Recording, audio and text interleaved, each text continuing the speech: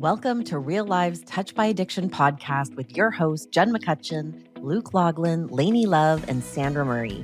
This podcast exists to bring truth, compassion, and real solutions to conversations around addiction that family, communities, and systems have avoided for far too long. Addiction isn't just an individual struggle. It's a family, community, and generational issue. And too many are navigating it in silence, feeling overwhelmed and alone. Through real stories, lived experience, trauma-informed insight, and evidence-based frameworks, we're exploring the most misunderstood truths about addiction and family healing. And you're invited to join us. Listen, reflect, and take a small but powerful step towards real change. So let us begin. Welcome back to the show. We are super excited to have a really special guest today, Rhonda Sawchuk. She is a survivor strategist and program architect grounded in lived experience and frontline reality. She works in justice integrated populations, including individuals with violent offense histories, bringing structure and accountability to lives shaped by trauma and addiction. After witnessing the gap between physical safety and mental health support in the oil field, Rhonda is committed her career to addressing systemic failure. So through professional counseling and evidence-based programming, she builds emotional regulation and internal leadership in those often written off. So we are so excited to have you on the show with us today, Rhonda. Super excited for you to share both your personal and your professional experience, because we know that lived experience is just a gem. There is so much wisdom there. And yeah, we're super excited to have you. Yeah, thank you. And I'm super stoked to be here too. It's an honor. And like we were saying earlier, I don't get a chance to really tell my story very often. So this is a huge opportunity for me. So I thank you, ladies, for bringing me on today. Yay. Well, we're super excited to have you here. Yeah. Mhm. And you know what? We'll just pass it over to you because I'd Okay. love to just wherever you want to start. Like where did your story begin and how did you get to where you are today? And all the Yeah, beautiful well, in yeah. between. Well, you did a great introduction, by the way. So, yes, I'm a survivor of childhood trauma, big T and little t trauma. Definitely had decades of a firsthand experience in addiction. I've experienced intimate partner violence. I was involved with organized crime for probably about 15 years, which then led to some incarceration, which was almost a federal sentencing. Mm. But I managed to do 18 months in provincial.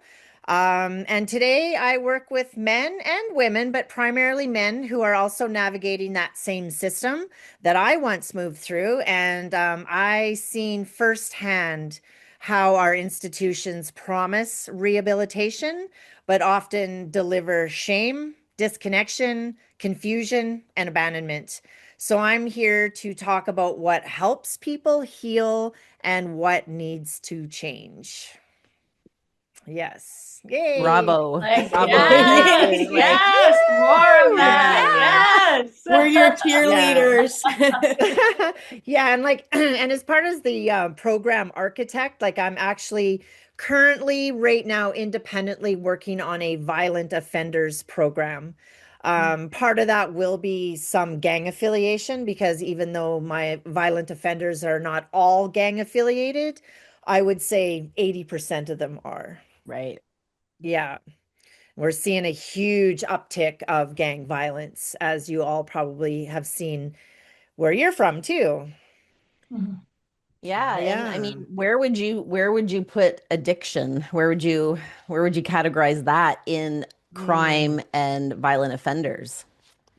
Well, that's a good question because, when you are born into an environment that is chaos and violence, your whole identity, including like biologically, your brain, your nervous system is shaped in that chaos, right? So addiction really wasn't the problem. It's a solution that people Mhm. find for the pain that they don't even have a language for, right? And then incarceration doesn't rehabilitate people. It actually exposes how deeply our systems misunderstand trauma and survival and the human behavior, right? And and it's just going back to like, am I allowed to say his name? Luke? Yeah. Oh, of course. Yeah. Oh Yeah. yeah, yeah. Yes, yes. Yeah. Yeah. Yeah. So we Yeah. talked about Luke and Luke last week. So Mm. Luke's Hmm. sentencing, he's currently serving time. So Yeah. yeah, Luke is part of this conversation for sure. Yeah. Yeah. And and that story in itself just brings me, like, it actually enrages me. And this isn't the first time that I've seen this happen. We also had a young man in the treatment recovery center that had gone through the program for 2 years. And he was doing really well. And I mean, Luke was excelling. Like, he Right. was doing so well. And now to put somebody back into an organization, into an institution that is shaming, disconnected, is not like a lot of limited, there's not a lot of programming, is from what I can understand, is what the guys have always told me. Federal might offer more programs, but I think provincial is a little bit of a revolving door. So we're not seeing rehabilitation at all. As a matter of fact, it's a violation of the rehabilitation that they promise, Hmm. right? I have a Mm. question, Rhonda, on that Mm-hmm. because I 100% agree. I, Yes.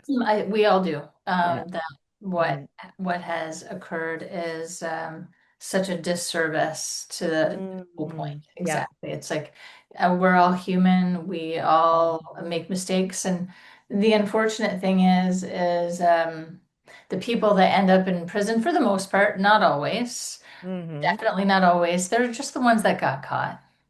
Like how many of Mm-hmm. us Yeah. have Yeah. done half of the things that people are in jail for, but we just didn't get caught? Exactly. I agree. Because even when I spent my time in incarceration, like I was saying earlier, that was the first time that I've ever seen individuals shoot up heroin. Mm. There was no shortage of drugs. There was violence every day. Like every day I got to witness people getting the crap beat out of them. Like, I was terrified in there. And I also was doing drugs while I was in there, and it was quite easy to get them inside. And then did jail help me? Actually, it made things worse because what happened in jail is that it put me on the spectrum now of meeting higher level organized crime individuals. Mm. So when I got out, I was propositioned to do bigger and more high profile crime. And then I was like, that was the next 10 years of my life after Wow. I that. want to go just circle back for 1 second to Mm, that what we were talking about, the travesty that happened mm, to Luke, and I'm sure yeah, happens to way too large of a percentage of people. yeah. But the challenge there is on the flip side. If Hmm. I'm the victim and I feel like, and this is a conversation because there's a need. I'm not saying that it's the right need or even the wrong need but no, like you really harmed me. And now like Hmm. where is the responsibility, like the punishment? Uh, Yeah. that's a tough one because Hmm. yes, but like we want you to be held responsible for your actions. Yeah. And we also want you to change so you don't repeat those harmful actions, right? And so Yeah. as a human being, I understand that, but wait a minute, great that Yeah. you've changed. That's awesome. Hmm. Like, and where are you going to be held accountable? Yeah. So maybe I can have some peace. And I'm not saying that as a human being that that's our highest expression Hmm. because it's not, Yeah. but it is also very much a human need. Yes. And so how do we navigate that? Hmm. Yeah, that's a really good point. And because I myself have experienced intimate partner violence, What I'm seeing a lot is that when we have this intimate partner violence, it's only the man that has to face consequences. And please, by no means am I discrediting the victims because I was a victim, Mhm. right? I mean, every single one of my relationships were extremely volatile. I was with some extremely dangerous, very volatile, unpredictable men that hurt me. Now, the thing is, once that 911 call is made and that domestic violence file is created, I believe that yes, the man definitely needs to face consequences, right? However, I think that the woman equally should have to be mandated to go to a program because she's making these decisions also based on trauma, right? And we need to fix the core wound because calling 911 and getting in a domestic file on my ex did not help my situation because why? I found somebody Mm, more violent and more dangerous, therefore getting myself into way bigger problems. So, and that's what I'm finding at the treatment centers too, is a lot of these men are on, they have K files that a lot of, which is domestic violence. And I do get to hear their side of the story. mhm. And no, there is absolutely no excuse for striking a woman. There is not, but we need to educate our women too, Yeah. Well, I right? didn't mean 100%. just domestic violence. I meant in general, Mm, but yes, yeah. absolutely. That is a fair point. It's like, yeah, Yes. it takes two to have, for the most Hmm. part, created Yeah. the situation where two unhealthy people came together. Mm, Yeah. And yes, the pattern is likely to be Mm, repeated if hmm. on the flip side, um, the victim is Hmm. not given the opportunity to heal and make different choices. Yeah. Absolutely. But Yeah. in general, like what happens, because Hmm. it is an interesting conundrum, if a Hmm. lot of time and space has taken in between sentencing and the person Hmm. has done a lot of work and gone to therapy and Hmm. really healed the large part of themselves that created the bad behavior in the first place. Yeah. And the victim's like, but you still, whether it was violence, whether it was theft, Hmm. whether it was Hmm. the worst, murder, you know, Yes. Yeah. where where does that fall within the spectrum? How do we hold people accountable and Yeah. still allow for justice? But I guess that brings in the different question of like who determines what justice is. Yeah. No, and that's a really good question. And I'm actually glad that you brought that up. Because I'm going to go back now into that little child, right? That little mhm. 5-year-old child that is born and raised in chaos and violence, Mhm. and as we know, like the prefrontal cortex, the part of the brain that is responsible for decision making during emotional overwhelm, that goes offline. So Yes. trauma, chronic stress, and early chaos wire the brain for reactivity, not reflection. So, expecting someone to make better choices without addressing this scientifically is just unrealistic. Yeah. Like it really is. And, because I used to be one of those people that said, you know what? They're an adult, they know right from wrong. But until I started studying the nervous system, and I realized that these maladaptive behaviors that are formed in childhood is a survival strategy, right? So that can look like hypervigilance, impulsivity, emotional reactivity, difficulty pausing before acting, that hair trigger fight flight response. Yeah. Yeah. So what we do need to do is what we're doing, sorry, is we're punishing impulsivity instead of teaching regulation. Exactly. We're punishing Bingo. anger. Yeah, we're punishing anger instead of teaching emotional literacy. We punish the addiction instead of treating the pain. Yeah. So I would like to tell just a quick little story. Please. Yes. Yeah, Please. everybody knows Johnny Cash. Yeah. Oh, yeah. Has anybody watched the documentary on Johnny Cash where he does a live performance in I want to say San Quentin, because he did some prison Mm. time for drug charges. Mhm. So they did this really amazing documentary. It's in the 1960s. Like this is half a century ago.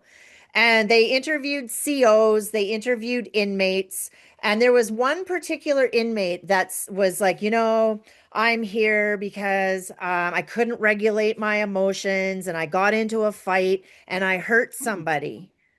Right? Now we fast forward over 50 years, we haven't done anything Anything. about it. Wow. Okay. Yeah. We still have men that are out there not reacting. They're reacting emotionally to these hairline triggers, built in chaos and violence. And I could definitely share some stories of clients that I've worked with that I can't even wrap my head around it. Wow. Yeah. So And now we incarcerate the most traumatized individuals. yeah. Yeah. And Yeah, and actually now we're not even incarcerating some of these traumatized Mm, individuals. They're just mm, being released back out into yes, truth. society Yeah. because our system is so Mhm. fractured and there's so Yes. much going on, and that now we're like I just that Hmm. that blows my mind on a whole other Mhm. level because we're Yeah. it's like the prisons are too full, the systems are broken, and people reoffenders are just reoffending and there's no Yeah. consequences, there's no help, and Yeah. more people are suffering the consequences of that as well. Yes, absolutely. Yeah. so You in your know, perfect world, what does it look like? What's the next steps? So instead of the mhm, system that we have that mhm, absolutely doesn't work and needs reformation, well, it mhm, works if you're wanting a specific result. And mhm. to me, they have to be wanting the result that they're getting because they're putting zero effort into creating change. But if Yeah. we were in charge of creating the Yeah. system, if you were, what Mhm. does it look like? Well, for instance, the treatment recovery center that I was working at, I had to take a step back from it, but I would love to go back because I believe in the program so much. We're kind of remote, so we're out in the middle of nowhere. So it's very difficult for someone just to wander away because it's a long hike out of there. And it's a 6 month program, mandatory 6 months. So they go to school. They actually go to school, get their grade 12. They have healthy relationships, anger management, forgiveness. I was facilitating grief and loss, and Mm, we had a really good success rate. Like that, they did a 3 year study on recidivism from that mhm. program, and we had an 89% success rate. Yeah. Oh, So fantastic. yeah, but the problem though with these programs What? is they're non-profit. And Mm, we have to beg, borrow, and steal to get funding for these programs. And I was the only certified person out there. And I, by no means am I taking credibility away from the staff. But it's mostly peer led, but it would definitely benefit from people that were more specialized, right? So that we could address these antisocial behaviors that are part of the recidivism, the part of the reoffenders, which one of them is antisocial cognitive behavior, antisocial peers, criminal behavior, criminal peers. Like we need to remove these elements layer by layer. And then another piece of that is like a work integration. Yes. mm, Yes. Yeah. Yeah. Yes, yes, yes. Because Yeah. I mean, what happens? People just leave treatment, leave a correctional Mhm. institution, and they have nothing to go to. And who's going to Yeah. employ them? It's like Yeah. you're just putting them out to fall back right into the Yeah. same patterns, to the same communities that they're coming from, Yeah. which just it's like rinse and Yeah. repeat, because there's no other options given to them, Yeah. no other supports. Yeah. And like this is what I learned in my counseling program. And so there has to be some validity to it. I would really like to do a little bit more research around it. But when we adopted that European harm reduction model, apparently in Portugal, and other areas of Europe, it did really well. Like Mhm. within 15 years, apparently they had a 50% reduction in drug use, crime, and overdoses. Can you tell us what the 50%. model is? So for Well, somebody that, it was like decriminalization and the same kind of harm reduction model that we have here. okay. However, the missing piece that we did not introduce was the work integration. Hmm. So they had a Mm, work integration program where big companies, and I'm not too sure which companies, but I'll just use, let's just say Walmart as an example. This is only an example. But the government would pay a certain percentage of that worker's wages so that companies would have incentives now to hire these people that were coming out of recovery. So, mm. and they interviewed a ton of the clients and they said that I actually had purpose. I could get up in the morning, I had hope, Purpose. Purpose. right? And also like the identity, right? Because like so much of the Mm, work that of rehabilitation, I'm going to bring Luke into this, for example, because he yes. is a living example of Mhm. shifting his identity of who he was or used to be or he believed Yeah. himself to be Yeah. to who he has always been, remembering who he truly is, Mm, that true authentic Yeah. self.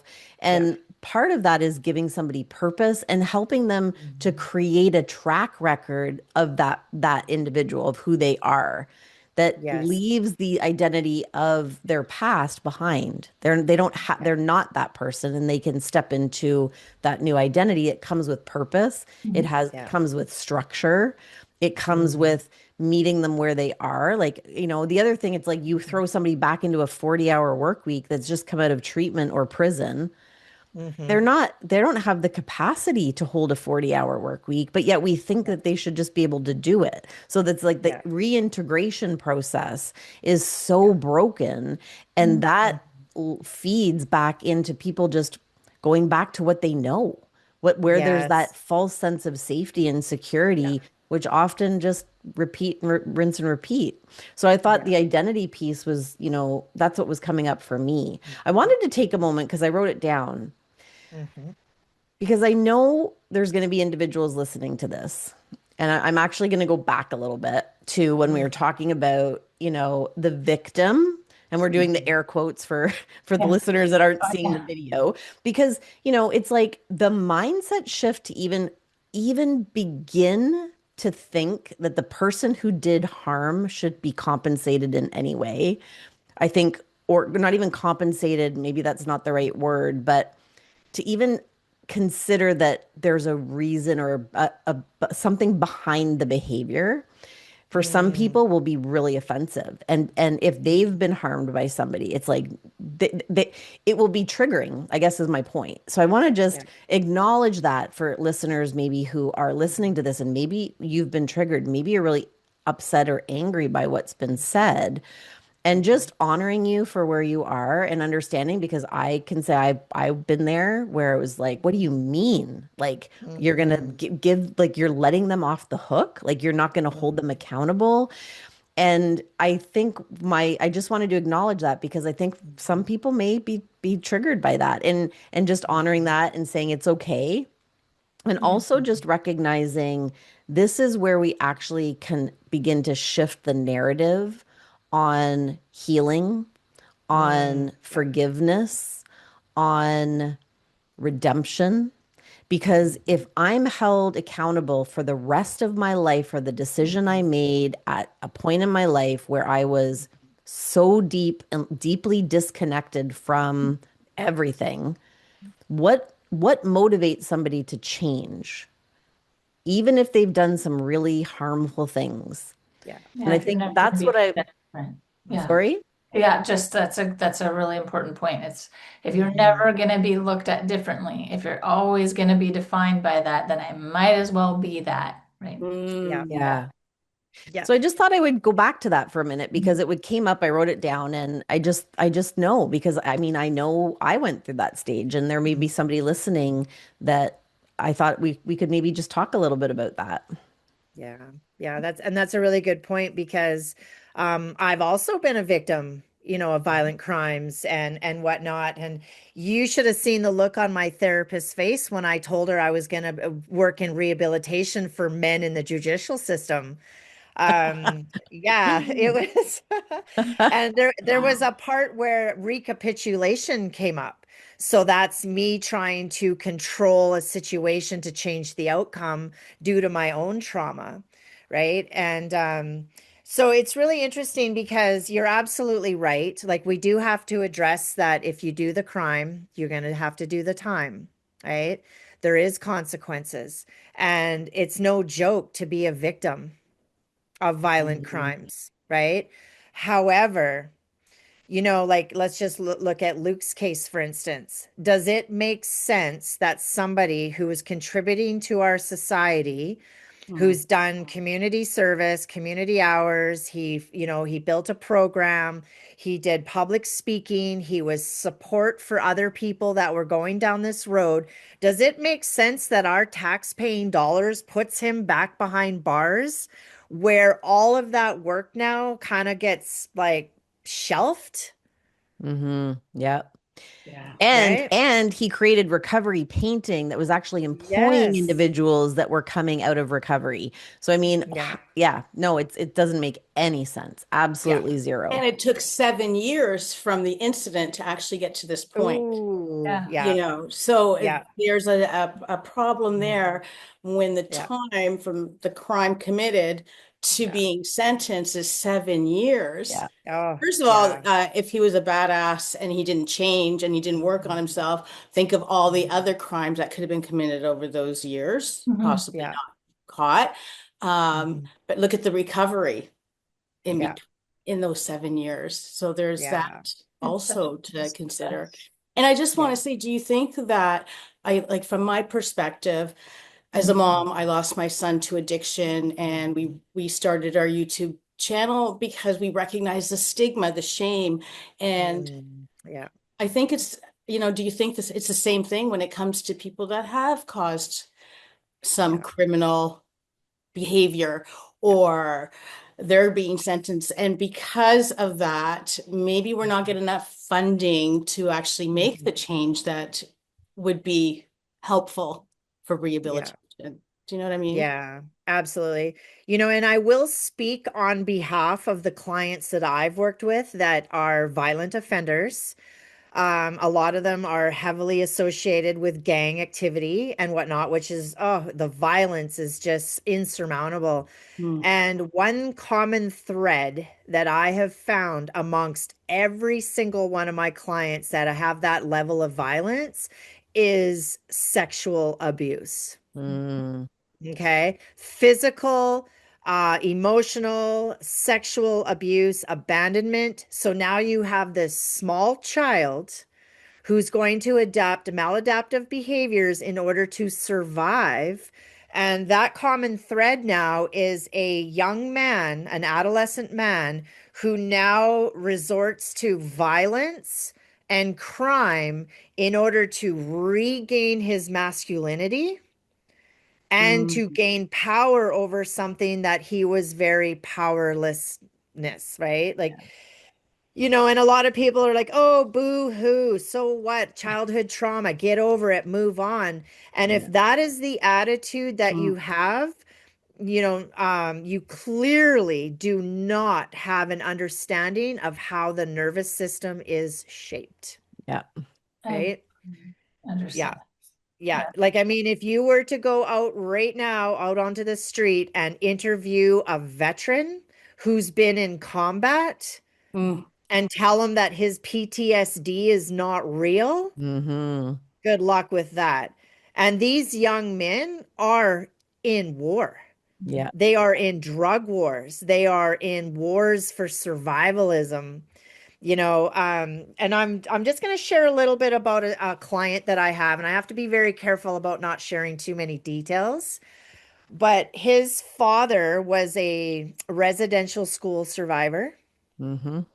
So when this young man was growing up in a household with extremely traumatized parents that never got addressed, Mhm. his father was trying to do the right thing in his mind and train this young man to be a warrior. Mm-hmm. So this little boy, 4, 5, 6, 7, 8 years old, would literally go to his little bedroom and come out, and he would be ambushed by his father and violently thrown to the ground and have a boot put over his throat.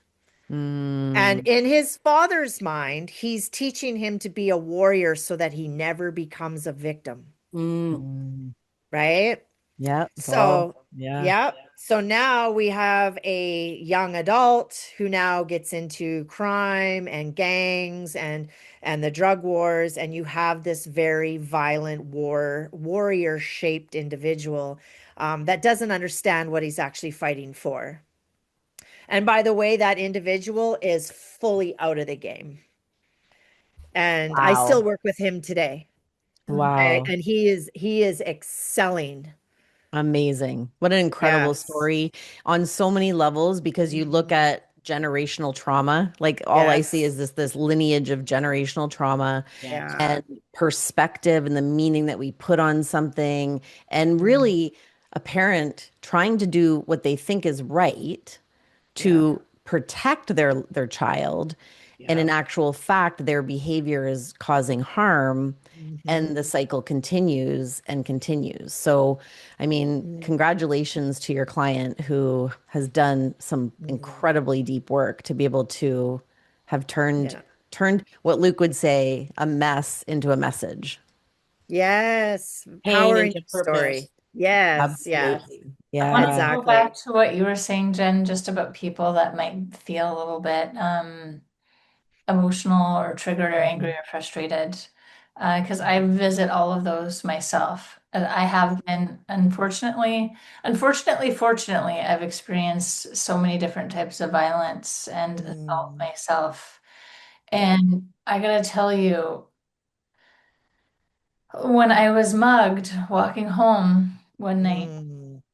that act of violence against me, that caused years and years of the need for trauma and rehabilitation of my body and my mind, my Yes. psyche, my spirit. You would think that I would be angry at the person. I was Mhm. actually surprised that my response thereafter in my recovery was never anger. To this day, I've never been angry at the person.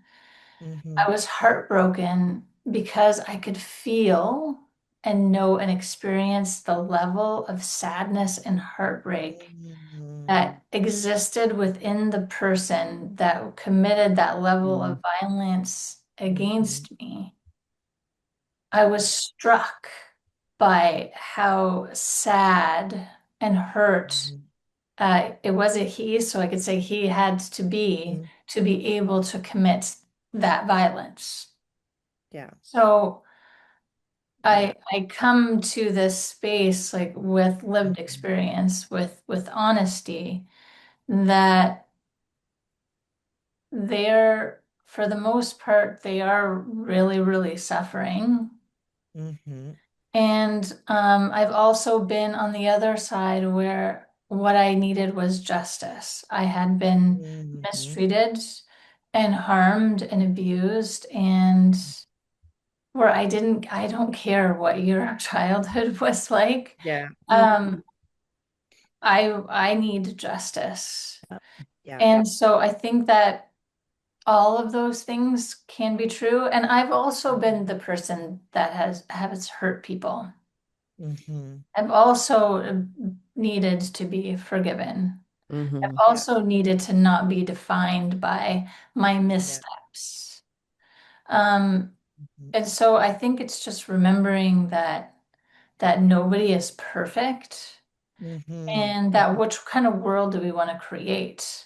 A world where we're always seeking like that eye for an eye, you hurt me, I hurt you, Yeah. or you hurt me and that's not okay. And Yeah. how can we create something different? And maybe you still get held accountable. Maybe that is necessary. And you don't have to be, held to the flames of the fire for the rest of your life. Yeah. Maybe you do get a little bit burned. And Yeah. then we all work on repair. Or maybe you don't. It's but it's just not living in one place and remembering that the world and being a human is so nuanced and there isn't Mm, like one answer for everything. And it's okay to have mixed feelings about a subject. I actually think it's probably more important to have mixed Mm. feelings rather than mm. like this black and white space. Yeah, yeah. Thank you for sharing that. And that must have been a terrifying experience, because now you have a nervous system that is shaped in trauma with reactivity, right? And have you been able to process that? Like, do you have PTSD from that incident still today? Fortunately, unfortunately, my life has been I've had a lot of trauma throughout my whole entire life and Okay. um Hmm. but that particular incident, yeah, it took me a long time. Like I couldn't even walk down the street. Just the feeling of Hmm. somebody, even in the middle of the day, Yeah. surrounded by hundreds of people, feeling of somebody Yeah. coming up behind me, I would Hmm. freeze and Yeah. tears would just start coming, or I Hmm. wouldn't be able to move.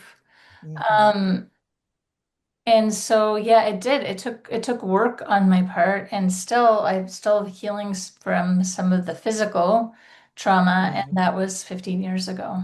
Yeah. Yeah. Uh, And that, unfortunately, that's the type of incident that doesn't leave you. yeah, it Yeah. doesn't, and you know what?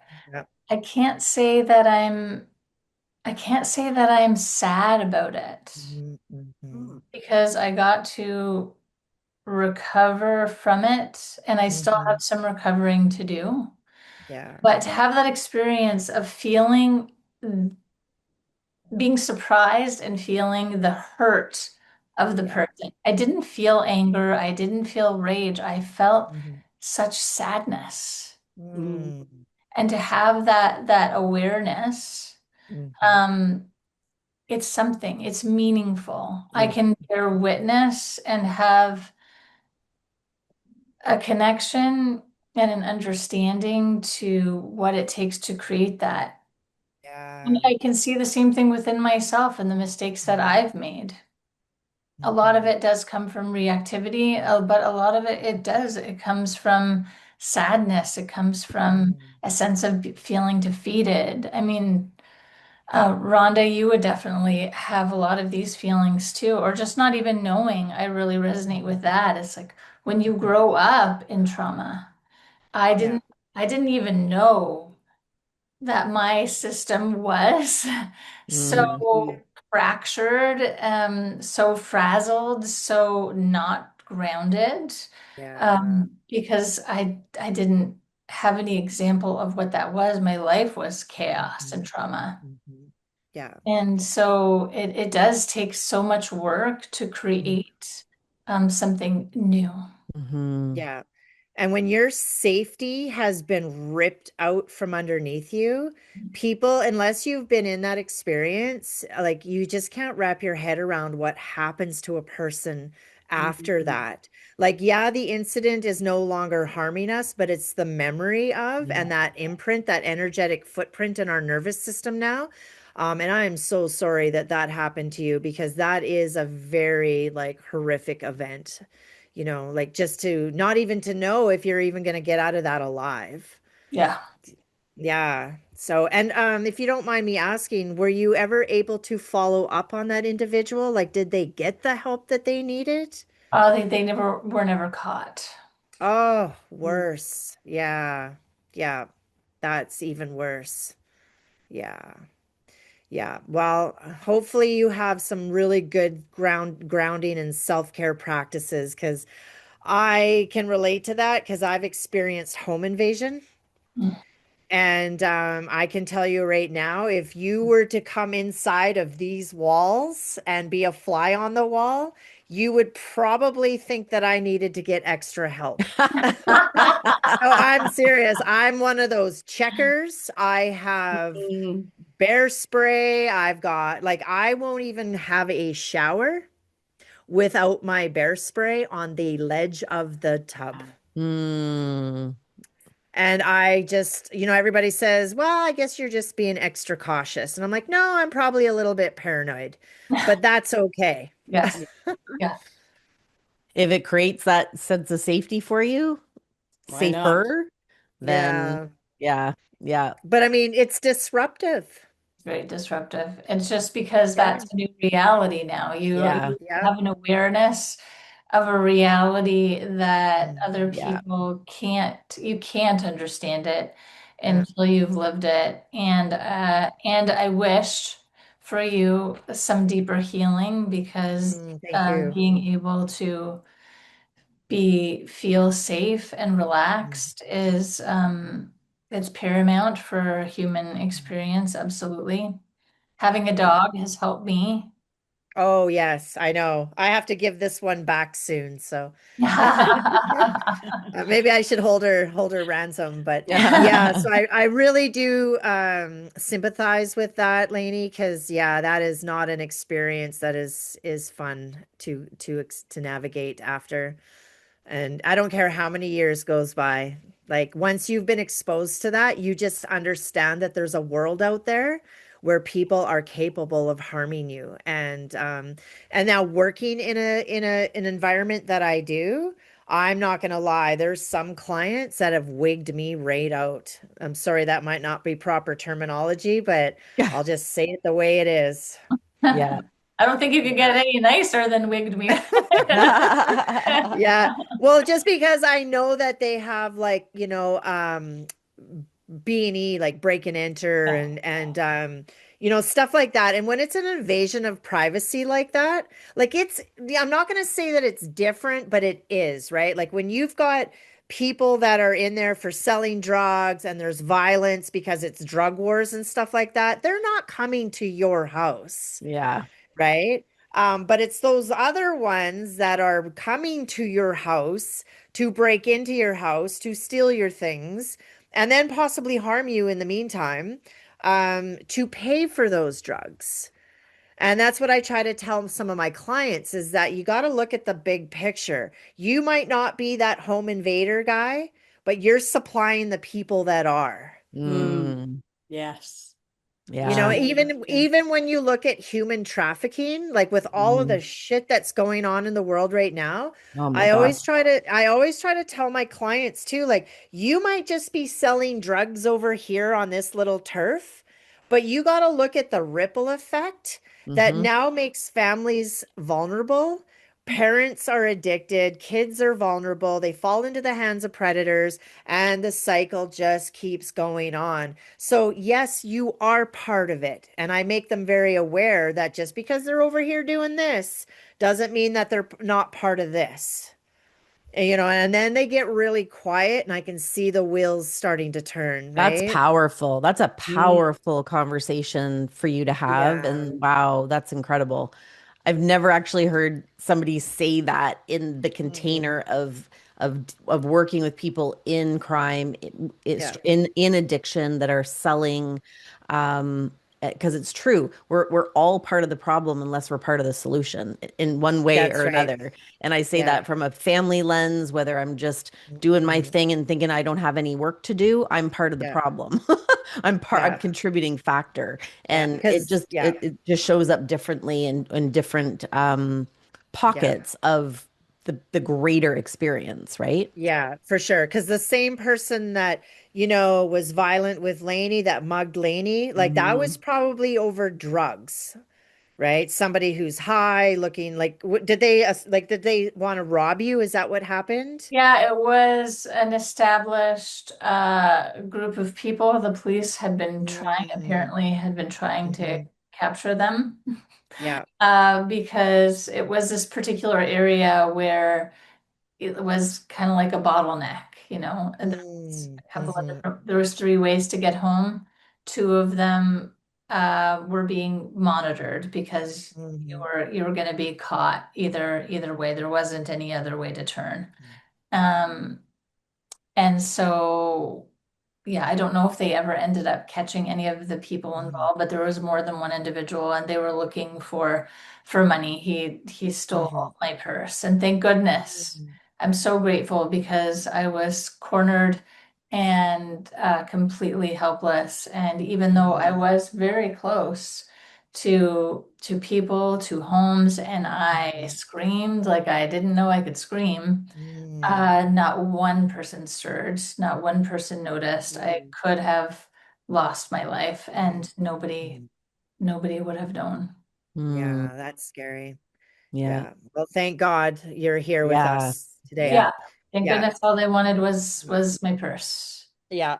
Yeah. And that's exactly why I get after my clients about that kind of stuff, right? Because it is a big picture. I always use the analogy of universal laws. You know, you throw a rock into a pond, you are the cause, the effect is Yeah. the splash, and it ripples out, and then the karma restores the harmony. But through wisdom, we can restore the harmony. And that's where I want to come into these programs and like, let's do this from a wise point of view, because punishing that person, like, yes, absolutely. They need to serve time. They need to have the consequences. I'm not saying that nobody shouldn't serve time, but while they're serving time, they need to have programs so that they can learn how to make better choices. Yeah. Yeah. Yeah. Yeah. Because I'm a living testimony that I've watched clients turn a completely different leaf. They're starting to get reunited with their families, reunited with their kids. That shame piece is starting to dissolve, Mhm. right? Because that is one of the biggest things is that shame. Mhm. Like you said, in that person that attacked you, you could sense that deep sadness. Mhm. They probably didn't really want to do that to another human being, but they were desperate because that's what those drugs do to people, right? Yeah. Addiction is so powerful. Yeah, whatever it was, whatever it Mhm, was. And yes, so I think we've established that there should be some sort of consequence, absolutely. But yeah. is the consequence that we have in place the correct one? No, Hmm. because it just Yeah, perpetuates the cycle and the problem. it Yeah. does. So it's Yeah. like, yes, you get to be held accountable for your actions, and yes, we Hmm. get to help you to heal and Hmm. become a better person so that when you leave this Hmm. service, Hmm. because that's what it should be. It's like this is my service Come to out better. in rehabilitation because I'm choosing to come out and serve and be a better person. So I'll serve this time, I'll invest it in becoming better instead Mhm. of I will serve this time and I will be penalized and punished and stripped down until I am an even meaner version of myself, which Yeah. I have a place right now. Mhm. Yeah. Yeah. Yeah. Because jails are violent. Yeah. Oh my God, it's terrifying. I am terrified for every person Yeah. that goes into that you have to birth the Hmm. beast within you. You have to dig deeper for the darkness in order to Hmm. survive what's going to be placed in front of you. It's a dog pit, really. It is. Yeah. It creates higher level criminals. Yeah. So, There's a Ron, hierarchy. yeah, and I'm curious because I'm really interested on the programming that you're looking at or that you're already creating. Hmm. And I mean, there's so much resistance. I mean, how do you even begin? And I genuinely mean this because I'm looking at potentially creating programs to support, Hmm. and there's so much resistance from the systems and correctional in particular. Yeah. What is your how are you navigating or what like and you don't have to get into the details, but I'm curious, like because what are you seeing as far as resistance from these institutions to Hmm. allowing something that can actually help? Because honestly, I think people like Luke, there should be something other than prison to go to Hmm. where they Yes. can continue their rehabilitation, they can continue doing the work that they're doing, not be put back in the place. And I still know there are people that do need to be in jail, Hmm. but also bringing back humanity to those places where those individuals have an opportunity to change, to have programming, to heal their central nervous systems, to Hmm. understand that they're not broken, Yeah. right? That they just have to understand where that behavior came from. So I'm just curious because where do you see an opening, or is there an opening? I don't know. I don't even know what I'm asking because it's like, Good I question, know what you're how? asking. How? I want to know Yeah. how. Yeah, so I definitely know what you're asking, and I have gone as far as pulling an RCMP member like off the street, be like, "Excuse me, can I talk to you for a moment?" Because I have called 1-800 numbers. I've called the Correctional Services Canada. I've called 1-800 numbers. It is incredibly difficult to get a snapshot of what's actually going on inside. Yeah. So with that being said, I can't mention any names, but I've consulted with former law enforcement members Hmm. who definitely are wise and have a lot of information to share with me.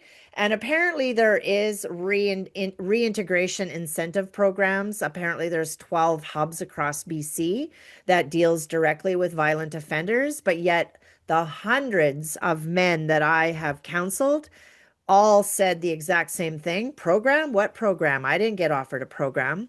Mm. Yeah. So I was told by the former law enforcement agent to build the program and opportunities will just open up. So I am literally going on a hope and a dream here. Build and they will come. Feel the Feel the dream. dream. If you Exactly.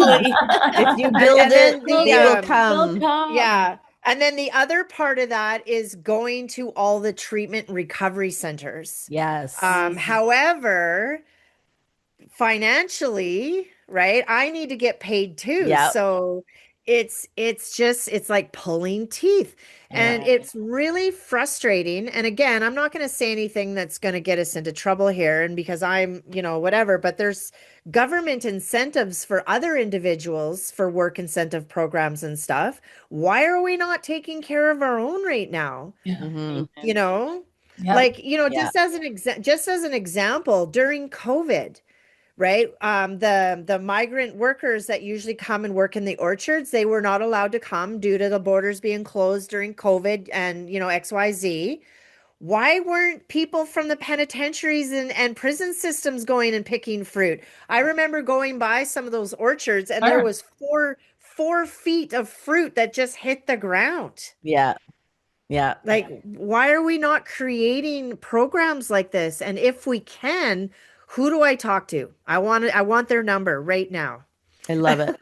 I love the Yeah. mission that you're on, and I really do believe, if you create it, they will Hmm. come. Like I hope that so. opening will come because I feel like everywhere I'm talking right now, it's all about the systems. And Yeah. there's things Yes. about the systems that are working, but there's more that is not. Whether Yeah. it's, the judicial system, whether it's the correctional system, whether it's the healthcare system, like Legal the, system, the legal education system. system.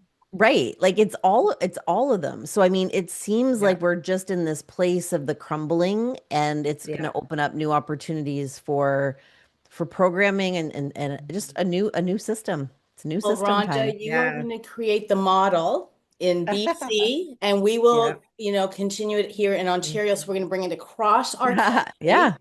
Like I say, the puzzle pieces are coming together, Yeah. and it Yeah. will happen. We have to Yeah. build it. Yeah, We you Yeah. see, will you've got build to it. keep doing We what you're will doing. build We're it. done Yeah. waiting. We're done waiting for somebody else to do it. And We are the Yeah. solution we've been I waiting know, for.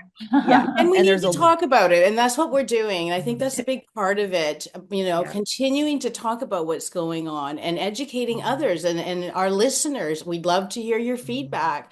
Yes. What are your experiences? So we're doing it right now. So yay, Yeah. build it and Yeah. they will come. yes. Yeah. See Build how it and we they will all feel come. the dream. We were all on it. Yeah. And Yeah. I Because do I do once, also want to just mention Rhonda because I mean we're watching the mental health crisis, men's mental health crisis in Mhm. particular. So much loss of life with men and the struggle. Yes. So I really do honor, I mean, my son's struggle. It's like I love the work that you're doing and I know Thank you. you have so much wisdom from your own experience, but you're leading with passion. You're leading with this inner knowing, and I'm just like in awe of the work that you do, and I'm just so Oh, thank grateful you. grateful for you. Yes, thank you. Thank you. I really appreciate it. And yeah, this was an amazing conversation.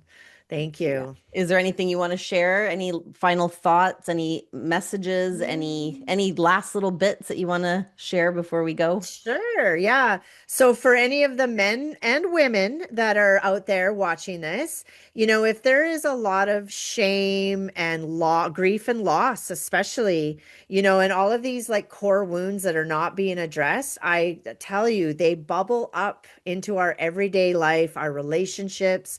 Don't be afraid to reach out and ask for help. A lot of people can't afford therapy. I get that, but you would be surprised how many therapists, like even myself, work on a sliding scale. And then also all of the students that are graduating out of these master's programs and Mhm. counseling programs, they have to put in so many hours, like 125 hours of pro bono, of practicum work. So if you can't afford therapy, trust me, you can still receive therapy. So don't be afraid to reach out and ask for help. Mhm. Thank Thank you. And you. where can our listeners find you, Rhonda? Because I know there's going to be people that are going to want to have a continued conversation with you. I hope so. Yes, so you can find me on Instagram mostly. It's rhonda.lynn.live.